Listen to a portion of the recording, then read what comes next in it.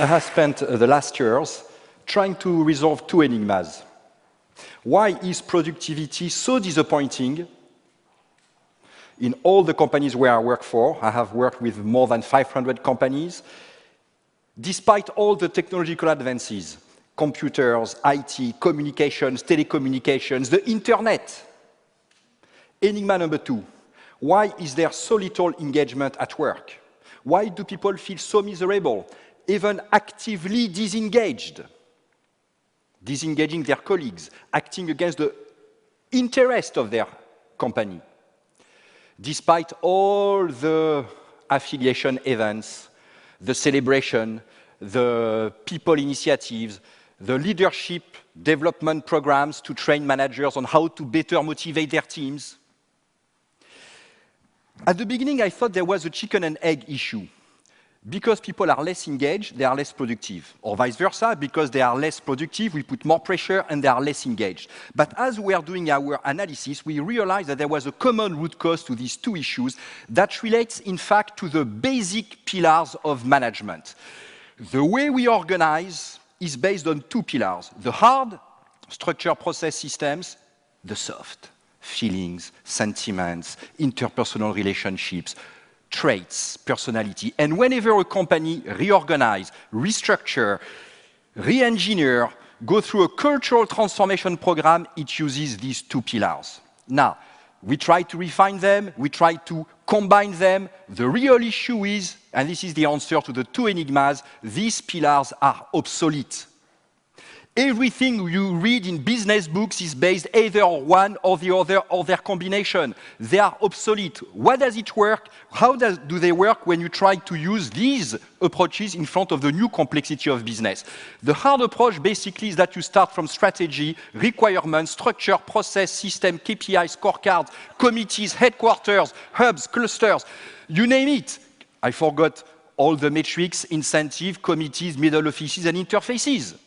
What happens? Basically, on the left, you have more complexity, the new complexity of business.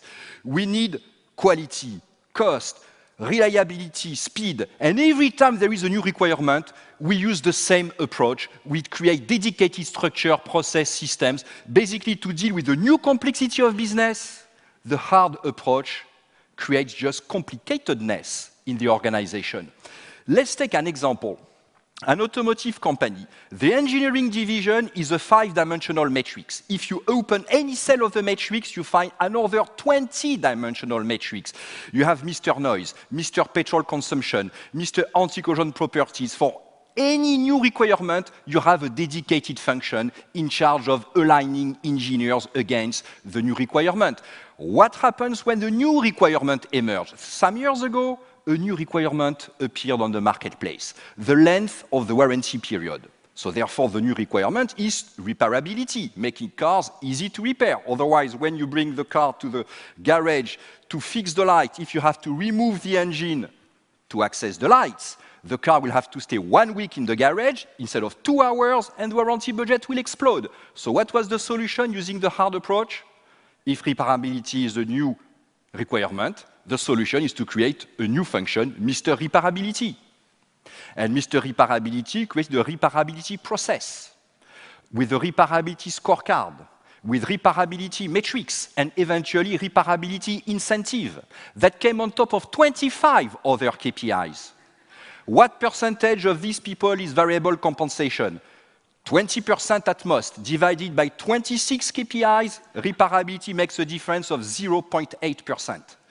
What difference did it make in their actions, their choices? To simplify, 0.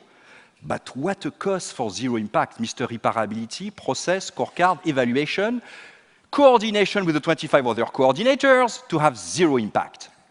Now, in front of the new complexity of business, the only solution is not drawing boxes with reporting lines. It is basically the interplay, how the parts work together, the connections, the interactions, the synapses. It is not the skeleton of boxes, it is the nervous system of adaptiveness and intelligence. You know, you could call it cooperation, basically. Whenever people cooperate, they use less resources in everything. You know, the repairability issue is a cooperation problem. When you design cars, please take into account the needs of those who will repair the cars in the after-sales garages. When we don't cooperate, we need more time, more equipment, more systems, more teams. We need, you know, when procurement, supply chain, manufacturing don't cooperate, we need more stock, more inventories, more working capital. Who will pay for that? Shareholders? Customers? No, they will refuse. So who is left? The employee, who have to compensate through their super individual efforts for the lack of cooperation, stress, burnout, they are overwhelmed, accidents. No wonder they disengage. How do the hard and the soft try to foster cooperation? Well, the hard. In banks, when there is a problem between the back office and the front office, they don't cooperate. What is the solution? They create a middle office. What happens 1 year later? Instead of one problem between the back and the front, now I have two problems, between the back and the middle, and between the middle and the front. Plus, I have to pay for the middle office. The hard approach is unable to foster cooperation. It can only add new boxes, new bones in the skeleton. The soft approach, to make people cooperate, we need to make them like each other. Improve interpersonal feelings. The more people like each other, the more they will cooperate. It is totally wrong. It is even counterproductive. Look, at home I have 2 TVs. Why? Precisely not to have to cooperate with my wife. Not to have to impose trade-offs to my wife. And why I try not to impose trade-offs to my wife? Precisely because I love my wife. If I didn't love my wife, 1 TV will be enough. You will watch my favorite football game. If you're not happy, here is the book or the door. The more we like each other, the more we avoid the real cooperation that would strain our relationships by imposing tough trade-offs, and we go for a second TV or we escalate the decision above for arbitration. Definitely, these approaches are obsolete. To deal with complexity, to enhance the nervous system, we have created what we call the smart simplicity approach based on simple rules. Simple rule number 1.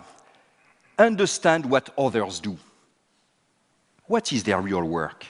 We need to go beyond the boxes, the job descriptions, beyond the surface of the container to understand the real content. Me, designer, if I put a wire here, I know that it will mean that you will have to remove the engine to access the lights.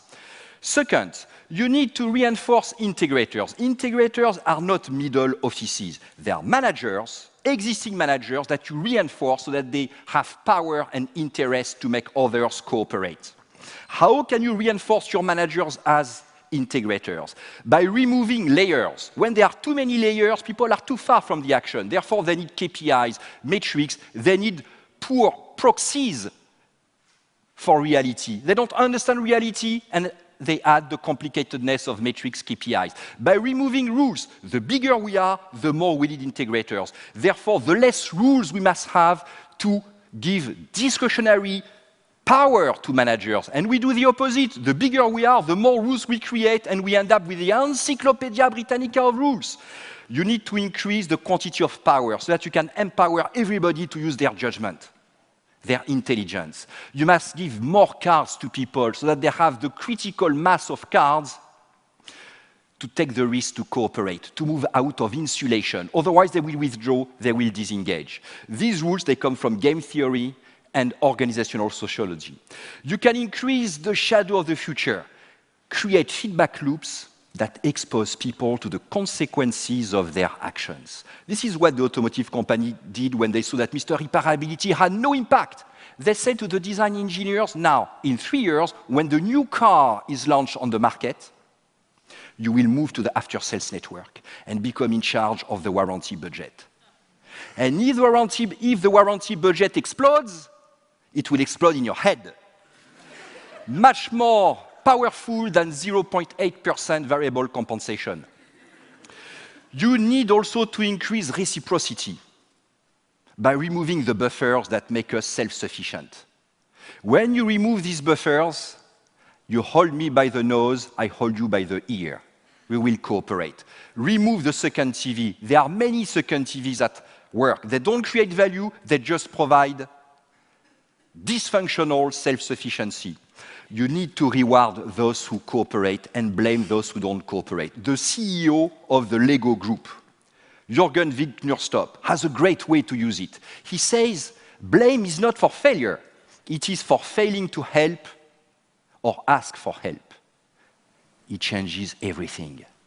Suddenly it becomes in my interest to be transparent on my real weaknesses, my real forecast, because I know I will not be blamed if I fail, but if I fail to help or ask for help. When you do this, it has a lot of implications on organizational design. You stop drawing boxes, dotted line, full line, you look at the interplay. It has a lot of implications on financial policies that we use, on human resource management practices. When you do that, you can manage complexity, the new complexity of business, without getting complicated. You create more value with lower cost. You simultaneously improve performance and satisfaction at work because you have removed the common root cause that hinders both, complicatedness. This is your battle, business leaders. The real battle is not against competitors. This is rubbish, very abstract. When do we meet competitors to fight them? The real battle is against ourselves, against our bureaucracy, our complicatedness. Only you can fight, can do it. Thank you.